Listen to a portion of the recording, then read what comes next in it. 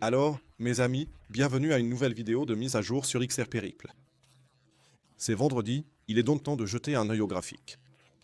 Nous tradons actuellement autour de 2,10 $ et, hier, nous avons effectivement assisté à une vente massive à court terme.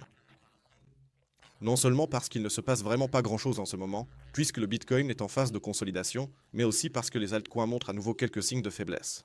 Ici, on a chuté d'environ 7% après avoir eu à nouveau ce pump massif, mais comme on l'a vu sur l'ensemble du marché en ce moment, il y a eu ce rebond un peu partout, et maintenant ça redescend un peu. Quelles en sont les conséquences? Quelles en sont aussi les raisons? Vous allez le découvrir dans la vidéo de mise à jour d'aujourd'hui. Mais avant de commencer, n'hésitez pas à liker la vidéo, à vous abonner à la chaîne si ce n'est pas déjà fait, et bien sûr à rejoindre gratuitement le groupe Telegram de discussion et de signaux.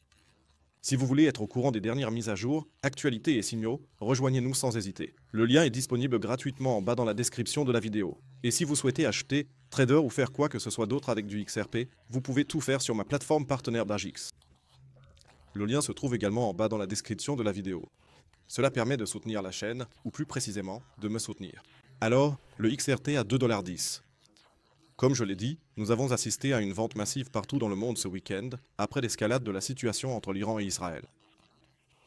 Nous avons eu un magnifique retest, on le voit en bas à 1,90 $, 1,91 $ sur notre ligne de tendance. Tout va bien jusque-là. Cela signifie que Ripple est toujours en fait dans un scénario de breakout. Deuxième point, nous avons ensuite eu une reprise qui n'a pas l'air si mauvaise que ça. Ceux qui regardent les vidéos tôt le matin savent que je fais attention au dernier sommet que nous avons franchi ici. Donc vous voyez ici, je vais maintenant tracer la ligne ici. C'était les derniers sommets. Nous sommes restés au-dessus. Mais on s'est fait rejeter par la moyenne mobile de Sense, mais on est resté au-dessus, au-dessus. Premier point.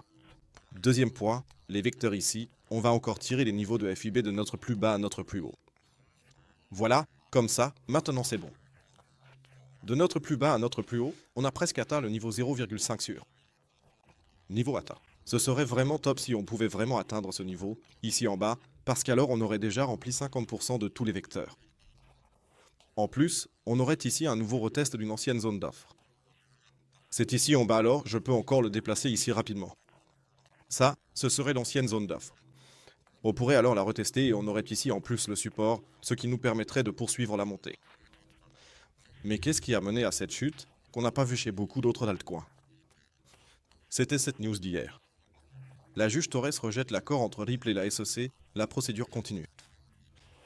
C'est vraiment une histoire sans fin entre Ripple et la SEC. Dans le litige en cours entre Ripple Lab et l'autorité américaine des marchés financiers, la SEC, la juge Analisa Torres a pris une décision surprenante. L'accord proposé par les deux parties, qui prévoyait notamment une réduction de l'amende à 50 millions de dollars américains, a été rejeté. L'affaire passe donc à l'étape suivante. J'ai toujours l'impression que quelqu'un veut absolument que Ripple reste au centre des discussions, sans arrêt, encore et encore contre la SEC, et ceci, et cela, et encore ceci, et encore cela.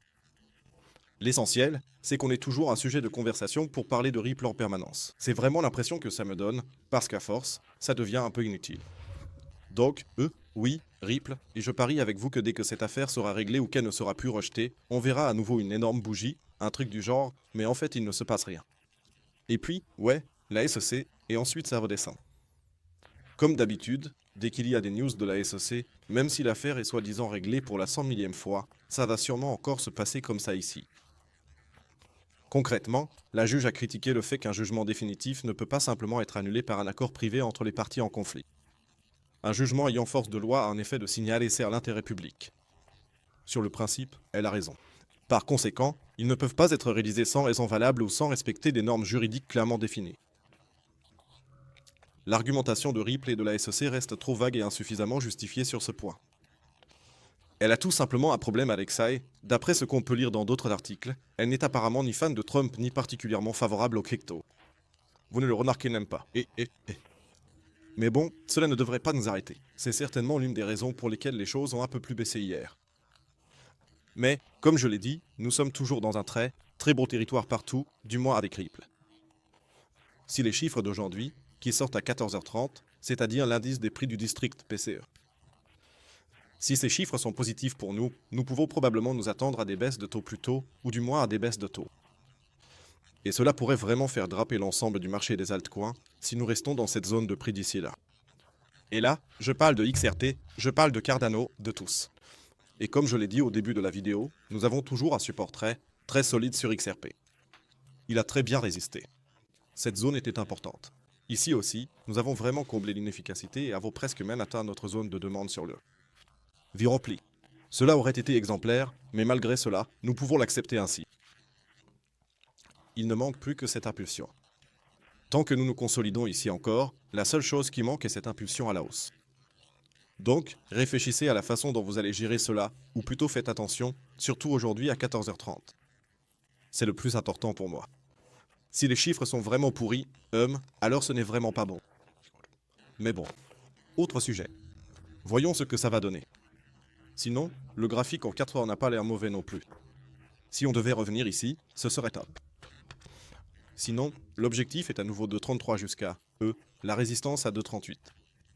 Et ce n'est que si nous franchissons ce niveau que je serai probablement extrêmement haussier sur Ripple, car ici aussi, pour être complet, le niveau fil de notre plus bas, de notre plus haut jusqu'à notre plus bas, vous voyez aussi que le Golden Pocket se trouve ici. Donc si on passe au-dessus, la prochaine étape serait 2,70, 2,75, et là on aurait enfin notre altcoin season. Voyons ce qui va se passer. N'hésitez pas à partager vos avis dans les commentaires. Sinon, je dirais que c'est tout pour moi. Je vous souhaite un bon week-end. Prenez soin de vous. Profitez du beau temps. Ne restez pas trop devant les graphiques, ça ne sert pas à grand chose non plus. Sinon, je vous invite à laisser un like, à vous abonner, à rejoindre le groupe Telegram, et on se retrouve pour la prochaine vidéo. D'ici là, ciao ciao, et comme toujours, restez crypto.